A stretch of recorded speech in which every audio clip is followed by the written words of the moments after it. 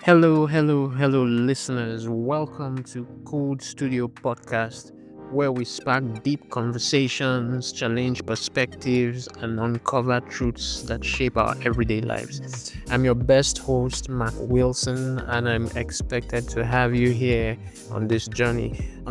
This is a very first episode, and we're kicking things off with a topic that affects everyone: the importance of respect in an everyday life. Respect isn't just about politeness, it's a foundation for strong relationships, a healthy society, and even personal growth.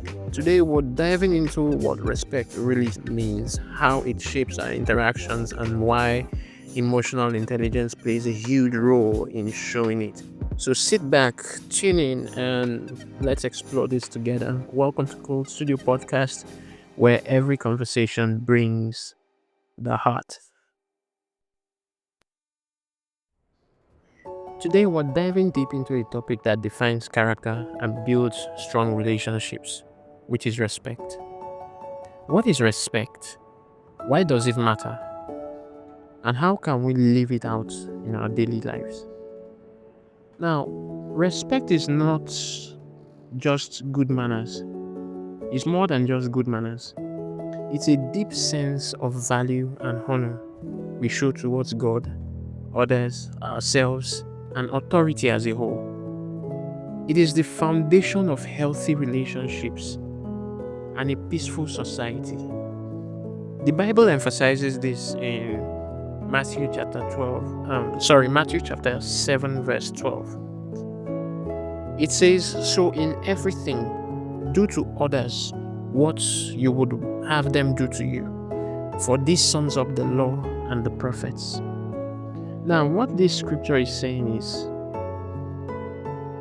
it teaches us respect about treating people the way we want others to treat us. So, in order for them to treat us the way we want, we have to do it to them first. This is like when people say lead by example, which is the golden rule of the Bible. Now, this scripture makes me understand that respect is not something you command from people. It's not something you force people to give you. It is something you earn from people. Respect is meant to be earned, not to be commanded or forced on people or forced out from people. Respect is recognizing and appreciating the worth, the dignity, and the value of someone or something. Let's look at Romans chapter 12, verse 10. It says, "Be devoted to one another in love, honor one another above yourselves." So honor one another above yourselves. Respect is not just about tolerating other people. It's about valuing and honoring them. There's a value that is placed upon every human being as a whole. So the more you see that value, the more you'll be able to know how to live and show respect to them. You all will agree with me that emotional intelligence plays a crucial role in how we show respect to people. Emotional intelligence is the ability to understand, empathize with, or respond appropriately to feelings and perspectives of others. Now, the fact that intelligence plays a role does not mean we are ignorant of the fact that respect is also rooted in values and upbringing. Someone may not be intellectually gifted, but they still show respect because of their character and moral foundations. Now, this lets us know that charity begins at home. Emotional intelligence helps us to understand and manage our emotions and the emotions of others. Now, self-awareness is one of the parts of emotional intelligence where we try to recognize our own attitudes and words to ensure that they are respectful before we speak them out to others. So in order for you to be able to access or assess people's feelings and their attitude, you have to assess yourself first. So self-awareness helps you to know how you relate with people. Another thing we have to take into understanding is empathy. Empathy is understanding other people's feeling and responding with kindness. Now, what does this mean? You need to understand how to put yourself in other people's shoes in order to know what they are going through, or why they are taking the actions or making the decisions that they make. Empathy helps you to understand where people are coming from in order for you to know how you can also come into their lives or come into their situations or into their discussions or whatever the case may be. And this also helps us to know how we can control ourselves, which is the third thing: self-control, managing our reactions, our especially in conflicts, how we react to conflicts, how we react to situations. This self-control of a thing helps us to build character as a whole. How do I know this?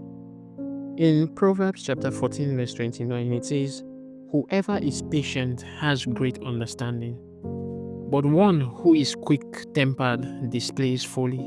Now, patience and understanding are key aspects of emotional intelligence, which helps us to show respect in every situation.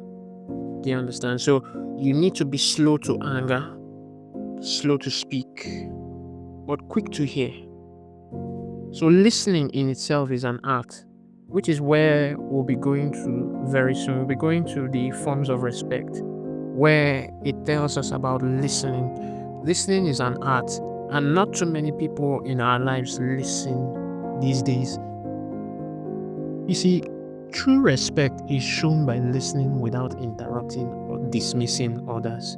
This one happens in James chapter 1, verse 19. Everyone should be quick to listen, slow to speak, and slow to become angry.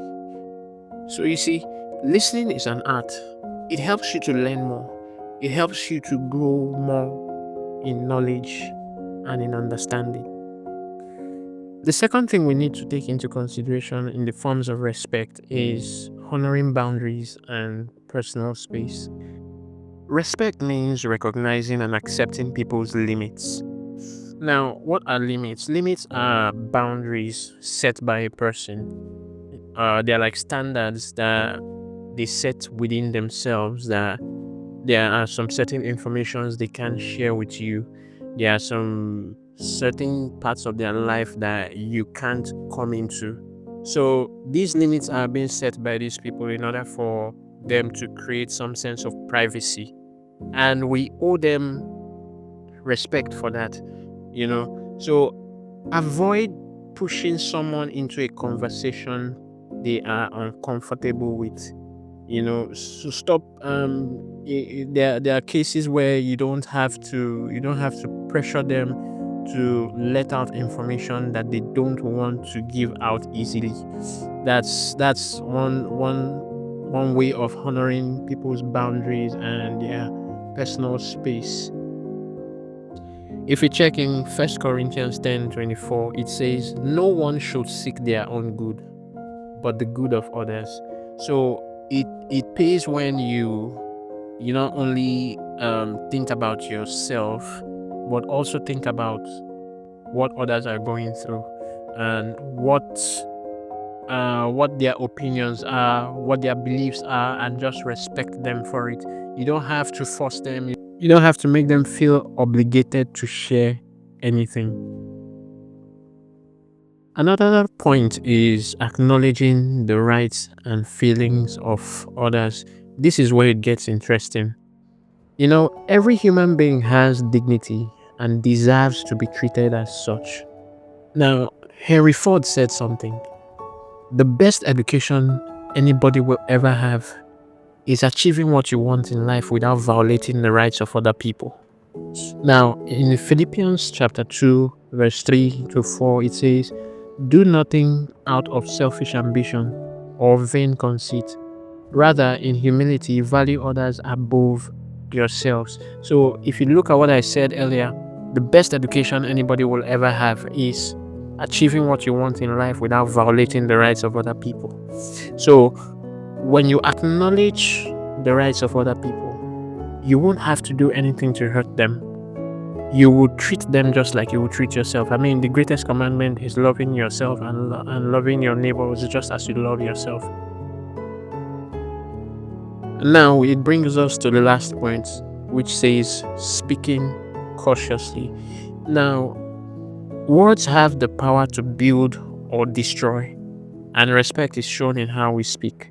So, there are things you don't tell people because you have the power to do so, or you're in a position to do so. So, you just let out whatever comes to your mind without even considering how the person is going to take it or what affliction is going to put the statement is going to put in the person's mind, or whatever or what their reaction might be like towards you when you make such a statement to them.